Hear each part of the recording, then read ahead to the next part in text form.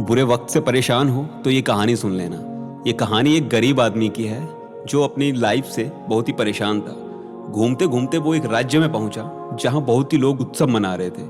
समारोह में वो भी शामिल हो गया और लोगों से पूछने लगा कि ये क्या चल रहा है, कि ये लोग इतने भीड़ इकट्ठा करके क्यों, किस बात की खुशी मना रहे हैं। तो लोगों ने बताया कि यहाँ पे इस राज्य की राजधानी के राजा का चयन किया जा रहा है। तो वो भी भीड़ में शामिल हो गया, लोगों से पूछने लगा कि क्या होगा यहाँ पे, अभी ये लोग क्या करेंगे। तो भीड़ में से एक आदमी ने बताया कि अभी यहाँ पे एक शाही हाथी आएगा, उसकी सूंड में फूलों का हार होगा और जिस भी व्यक्ति को उसने वो हार पहना दिया अगले 5 सालों के लिए उसे इस राज्य की राजधानी का राजा बना दिया जाएगा। व्यक्ति बहुत ही खुश हुआ। वो गरीबी से परेशान तो था ही, अपनी किस्मत को भी कोसता था। वो लाइन में खड़ा हो गया इस उम्मीद के साथ कि क्या पता आज मेरी किस्मत चमक जाए। जैसे हाथी उसके पास आया, चमत्कार हो गया। हाथी ने वो फूलों की माला उस गरीब व्यक्ति को पहना दी। वो बहुत खुश हुआ। जैसे ही माला उसके गले में गई, लोगों ने जयकारे लगाना शुरू कर दिए कि हमें हमारा राजा मिल चुका है।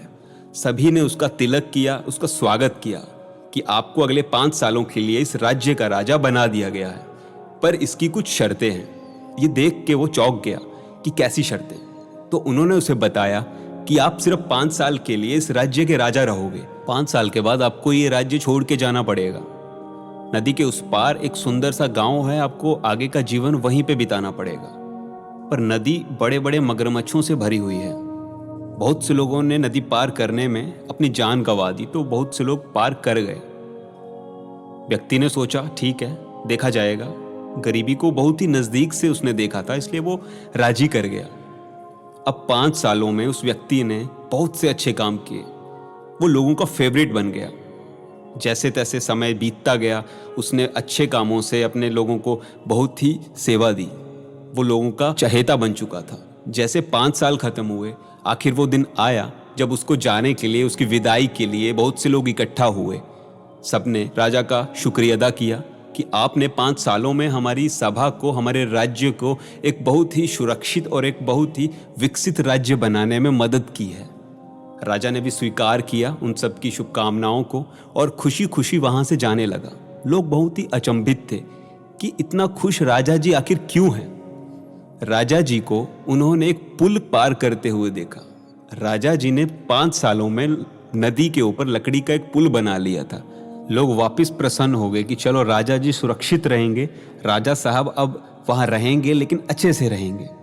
दोस्तों, कहानी राजा और नदी की नहीं है, कहानी आपकी हमारी है। हमें भी एक लिमिटेड पीरियड मिला हुआ है जिसमें हमें इस मनुष्य रूप में आए हैं, लेकिन अब हम पर डिपेंड करता है कि जब हम यहाँ से जा रहे होंगे तो क्या इस भवसागर को पार करने के लिए वो पुल तैयार करेंगे।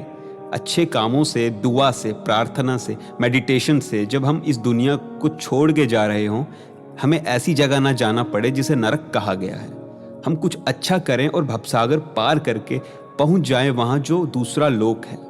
ये छोटी सी कहानी बस यही सिखाती है कि अच्छे कर्म करते चलिए, दुआएं कमाते चलिए, बाकी सब वो देख लेगा। ऐसी और भी रोचक कहानियों के लिए अभी सब्सक्राइब करें हमारे चैनल क्वेस्ट कहानियां को।